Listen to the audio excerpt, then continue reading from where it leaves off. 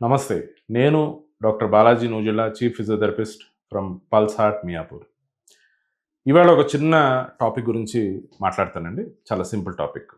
చాలామందికున్న doubt ఏంటంటే మోకాళ్ళ operation, మోకీలు ఆపరేషన్ టోటల్ నీ రీప్లేస్‌మెంట్ అయిన తర్వాత టోటల్ హిప్ రీప్లేస్‌మెంట్ అయిన తర్వాత ఫిజియోథెరపీ చేయించుకోవాలా? వద్దా? కొంతమంది అవసరం లేదని, కొంతమంది అవసరం అని చెప్పి there is a lot of debate going on. That's not a big deal. So everything is in this world, everything medical world అంతా కూడా open and depending on the patient thing will do. కాకపోతే main thing ఏంటి అంటే first of all physiotherapy అనేది అవసరమా వద్దా? అత్యంత అవసరం. ఫిజియోథెరపీ అనేది పక్కాగా చేయాలి. కానీ ఎలా చేయాలి?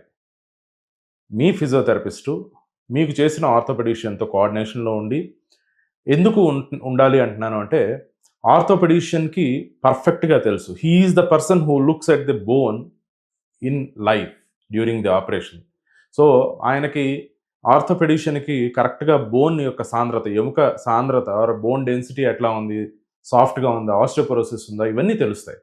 సో ఇంటెన్సిటీ ఆఫ్ థెరపీ చేయాలి అన్నప్పుడు మాత్రం ఇంటెన్సిటీ అనేది డిస్కషన్ ఆర్థోపెడిషియన్తో డిస్కస్ చేసుకోవచ్చు. లేదు అంటే కనుక తెలిస్తే కనుక ఆల్రెడీ ఎక్స్పీరియన్స్డ్ థెరపిస్ట్ అయితే కనుక వాళ్ళు డిసైడ్ చేసుకుంటారు.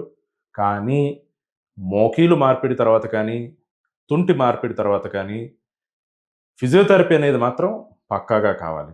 అయితే ఎంత చెయ్యాలి, ఎలా చెయ్యాలి అని కనుక డౌట్ ఏదైనా ఉంటే, అంటే ఎంత ఇంటెన్సిటీ చెయ్యాలి అనేది డౌట్ ఉంటే, ఇంటెన్సిటీ కానీ, టైప్ ఆఫ్ ఎక్సర్సైజెస్ కానీ పేషెంట్ టు పేషెంట్ మారుతాయండి.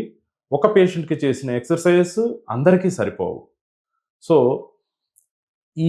ఈ డెసిషన్ మాత్రం పక్కాగా ఫిజియోథెరపిస్ట్ అనేది వాళ్ళ ఆర్థోపెడిషియన్‌తో మాట్లాడి తెలుసుకొని చేస్తే, ఎప్పుడు కూడా in coordination hand in glove చేస్తే కనుక చక్కగా మంచి రిజల్ట్స్ వస్తాయి. పక్కాగా ప్రతి ఆర్థోపెడిక్ సర్జరీకి కూడా most of the times 99.99% physiotherapy అనేది మిళితమైతే చాలా వండర్‌ఫుల్ రిజల్ట్స్ వస్తాయండి. It is out of my vast experience నేను చెప్తున్నాను. Thank you.